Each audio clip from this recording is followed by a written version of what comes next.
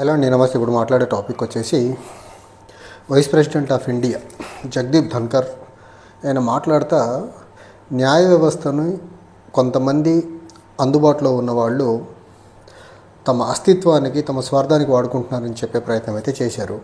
ఇది మరీ ముఖ్యంగా అపోజిషన్ పార్టీ కాంగ్రెస్ పార్టీని బేస్ చేసుకొని బీజేపీ యాంటీ డెమోక్రాటిక్ మేనర్లో యాంటీ కాన్స్టిట్యూషనల్ మేనర్లో ఎనీ మెజర్స్ తీసుకున్నా ఒక పక్క పబ్లిక్లో వాటిని ఎక్స్పోజ్ చేస్తే ఇంకో పక్క జ్యుడిషియరీని అప్రోచ్ అయ్యి ఈ బీజేపీను చేస్తున్నటువంటి anti democratic and anti constitutional and ఒక అనార్కీ ఒక ఆటవిక రాజ్యాన్ని నడిపే ప్రయత్నం ఏదైతే చేస్తుందో దాన్ని అడ్డుకట్ట వేయాలనే ప్రయత్నంలో భాగంగా జ్యుడిషియరీని అప్రోచ్ అవడంతో బీజేపీకి టైం అండ్ అగైన్ అది ఒక కంటిలో నలుసులో మారిపోయింది భారతదేశంలో న్యాయ వ్యవస్థ. మరీ ముఖ్యంగా supreme court higher judiciary high court and supreme courts BJP ఇది ముందుగానే గ్రహించిన బీజేపీ 2014లో నేను అర్లియర్ నా వీడియోస్లో చెప్పినట్టు ఎన్జాక్ అనే ఒక బిల్లుని తీసుకొచ్చి జ్యుడిషియరీ మొత్తాన్ని బీజేపీ తన కబంధ హస్తాల్లో పెట్టుకోవాలని ట్రై చేసింది. కానీ సుప్రీంకోర్టు కాన్స్టిట్యూషనల్ బెంచ్ కంప్లీట్గా 4-1తో ఎన్జాక్ బిల్ మొత్తాన్ని అన్కాన్స్టిట్యూషనల్ అండ్ బేసిక్ స్ట్రక్చర్ని వైలేట్ చేస్తుందని కొట్టివేయడం జరిగింది.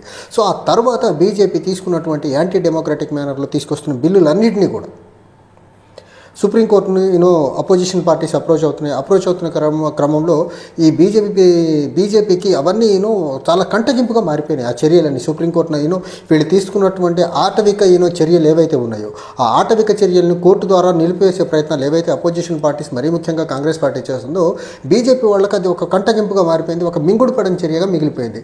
అందుకనేసి ఈయన ఒక ఎగ్జాంపుల్ చెప్పాడు. ధన్కర్ గారు నిన్న మాట్లాడుతూ ఎఫ్ఐఆర్ రిజిస్టర్ చేయడం అనేది ఒక ఎస్ఐ రెస్పాన్సిబిలిటీ, కానీ ఎంఆర్ఓకి తహసీల్దార్కి ఎంత అత్యుత్సాహము ఎంత ఓవర్ ఎక్సైట్మెంట్ ఉన్నా ఎంత బలవంతుడైనప్పటికీ ఎఫ్ఐఆర్ తను చేయాలంటే చేయలేడు అని చెప్పే ప్రయత్నం చేశాడు ఈయన. అంటే ఎఫ్ఐఆర్ చేయడం ఏంటి? ఎఫ్ఐఆర్ చేయాలంటే ఎస్ఐ చేయాలి, తహసీల్దార్ దగ్గర మ్యాజిస్ట్రేట్ పవర్స్ ఉంటాయి. సో ఇక్కడ మ్యాజిస్ట్రేట్ వచ్చేసేసి ఎఫ్ఐఆర్ రిజిస్టర్ చేయకూడదు అంటారు. ఇక్కడ ఏంటంటే యూనియన్ ఎగ్జిక్యూటివ్ తీసుకునే నిర్ణయాలని సుప్రీంకోర్టు ఒక గార్డియన్ ఆఫ్ ది కాన్స్టిట్యూషన్గా ఉండి ఖచ్చితంగా ఫండమెంటల్ రైట్స్ని ప్రొటెక్ట్ చేసే ఒక రెస్పాన్సిబిలిటీ ఉన్నటువంటి సుప్రీంకోర్టు వీళ్ళు తీసుకున్నటువంటి ఆటవిక చర్యల్ని కట్టడి చేయకూడదు. అలా కట్టడి చేయడం వల్ల సుప్రీంకోర్టునేమో ఎంఆర్ఓతో పోల్చాడు, సబ్ ఇన్స్పెక్టర్నేమో యూనియన్ ఎగ్జిక్యూటివ్తో పోల్చే ప్రయత్నం చేశాడు ఇతను. సో బీజేపీ ఏ చర్యలు తీసుకున్నా కోర్టు కళ్ళ గంతలు కట్టుకొని చూస్తూ ఉండాలి తప్ప యూనియన్ ఎగ్జిక్యూటివ్ మరీ ముఖ్యంగా యూనియన్ గవర్నమెంట్ తీసుకున్నటువంటి ఆ నిర్ణయాలు కూడా సంఘ్ పరివార్ యొక్క భావజాలాన్ని పెంపొందించే విధంగా బీజేపీ యొక్క ప్రభుత్వానికి ఇబ్బంది రాకుండా బీజేపీ దేశాన్ని అదాని అంబానీలకు అమ్మేసినా కానీ ఎలక్షన్ కమిషన్ ఆఫ్ ఇండియాలో ట్రాన్స్పరెన్సీ లేకుండా చేసినా కానీ ఏం చేసినా ఈడీ సిబిఐ తర్వాత ఇన్కమ్ ట్యాక్స్ డిపార్ట్మెంట్ మొత్తాన్ని స్వార్థానికి వాడుకున్నా ఎవ్వరు కానీ కోర్టును అప్రోచ్ అవ్వకూడదు. కోర్టును అప్రోచ్ అయినప్పుడు కోర్టు డెమోక్రాటిక్ మేనర్లో రూలింగ్స్ ఇచ్చినప్పుడు ఈ బీజేపీకి మింగుడు పడట్లా. దీన్ని కట్టడి చేయాలంటే న్యాయ వ్యవస్థ మీద టైం అండ్ అగైన్ దాడి చేసేదానికి బీజేపీ పెద్దలు పూనుకున్నారు. దానికి ఒక రాజ్యాంగబద్ధ హోదాలో కూర్చున్నటువంటి దేశంలో ద్వితీయ పౌరుడుగా ఉన్నటువంటి వైస్ ప్రెసిడెంట్ ఆఫ్ ఇండియా ఇంత దిగజారి మాట్లాడుతున్నాడంటే బీజేపీ కోర్టు పట్ల బీజేపీ అండ్ ఆర్ఎస్ఎస్ ఈ మనుషులందరూ కోర్టు పట్ల మరీ ముఖ్యంగా హయ్యర్ జ్యుడిషియరీ పట్ల ఎంత ఎవర్షన్తో ఉన్నారో చూడండి. కోర్టు అనేది ఒకటి లేకుండా ఉంటే ఈ 10-11 సంవత్సరాల బీజేపీ పరిపాలనలో భారతదేశంలో ప్రజలు ఒక భయంకరమైన ఇండిపెండెంట్ జ్యుడిషియరీ లేకుండా ఉండుంటే ఒక భయంకరమైన రాచరిక పోకడలను చూడాల్సి వచ్చేది.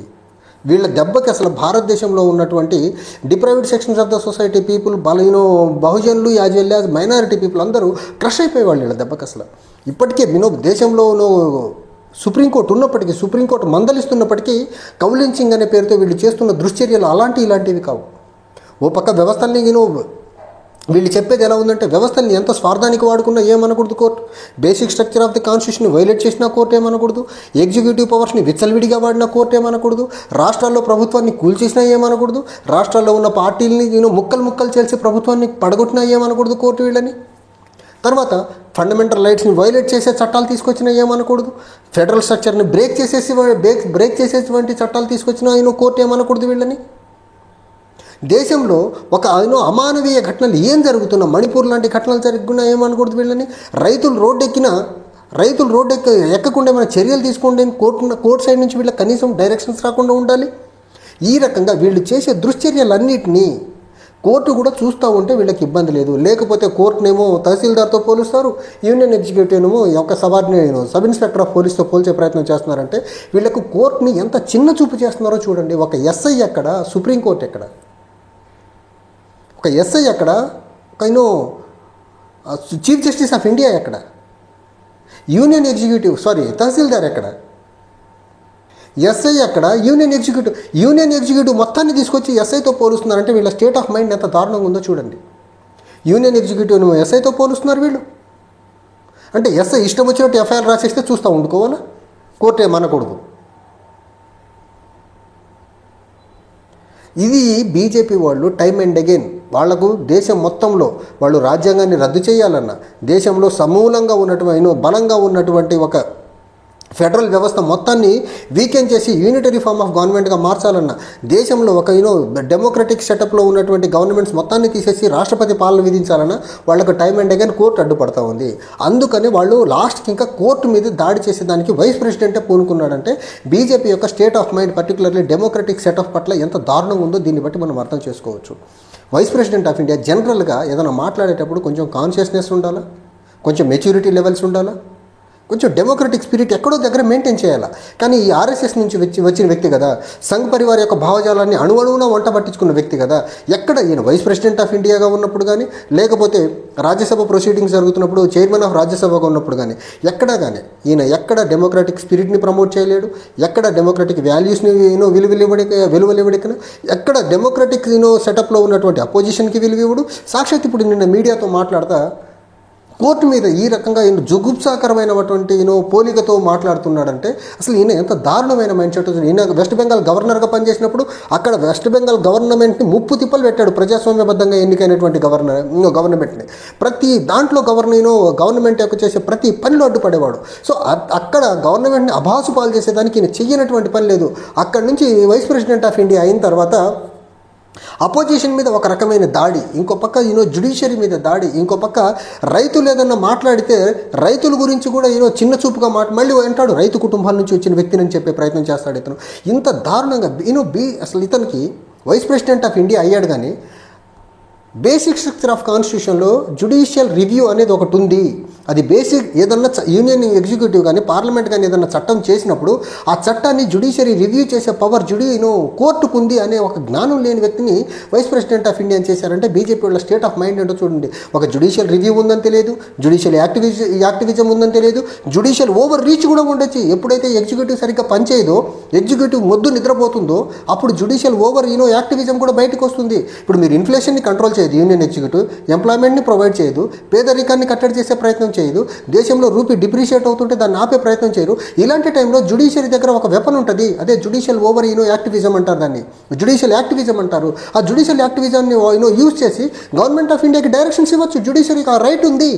అది తెలియని అజ్ఞానాన్ని తీసుకెళ్లి వైస్ ప్రెసిడెంట్ ఆఫ్ ఇండియా చేసేశారు. సుప్రీంకోర్టు అంటే మీ సంఘ పరివార్ యొక్క సమూహం కాదది, ఒక ఇండిపెండెంట్ స్టేచర్ ఉన్నటువంటి రాజ్యాంగబద్ధ సంస్థ అది. అండ్ డెమోక్రటిక్ సెటప్లో ఎగ్జిక్యూటివ్, లెజిస్లేచర్, జ్యుడిషియరీ ఇవన్నీ ఈక్వల్ రోల్స్ ప్లే చేస్తాయి. అప్పుడు మాత్రమే డెమోక్రసీలో ఒక సిస్టమ్ ప్రాపర్గా వెళ్ళేదానికి ఆస్కారం ఉంటుంది. ఒక జ్యుడిషియరీ అనేది ఒకటి లేకపోతే మీ ఆటవిక రాజ్యాన్ని అసలు ఎవడన్నా అడ్డుకట్ట వేయగలరా? సో మీ ఆటవిక రాజ్యానికి జ్యుడిషియరీ అడ్డొస్తుంది కాబట్టి సాక్షాత్ వైస్ ప్రెసిడెంట్ హోదాలో ఉన్న మనిషి వైస్ ప్రెసిడెంట్ అని మర్చిపోయి ఇంత జుగుప్సాకరంగా మాట్లాడే ప్రయత్నం చేస్తున్నాడు. Thank you.